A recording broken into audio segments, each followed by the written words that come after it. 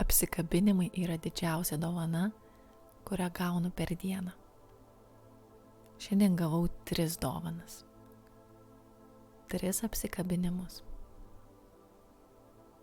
Pirmas buvo iš kaimynės, kuri apkabino mane, kai užnešiau jai agurkų stiklainį iš rūsio. 3 litrų. Atrodo tik vienas stiklainis, bet ji buvo labai dėkinga. Tik taip pergyveno, kad pasibaigė saldainiai jos palto kišenėje, kad mane stipriai apkabino.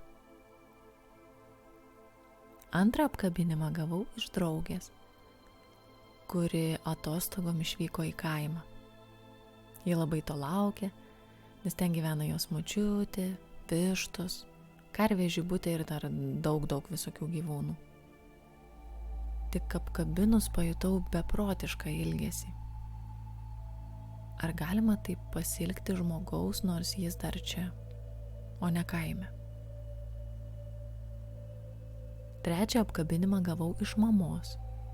Nėra čia ką pasakot, nes tai buvo mamos apkabinimas, kuriame telpa viskas.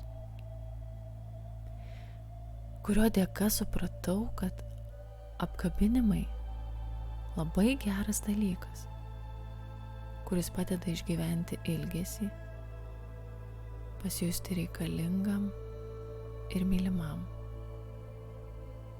Tiesa, privalau paminėti, kad apkabinimai ne visus taip veikia, bet pabandyti apsikabinti tikrai verta.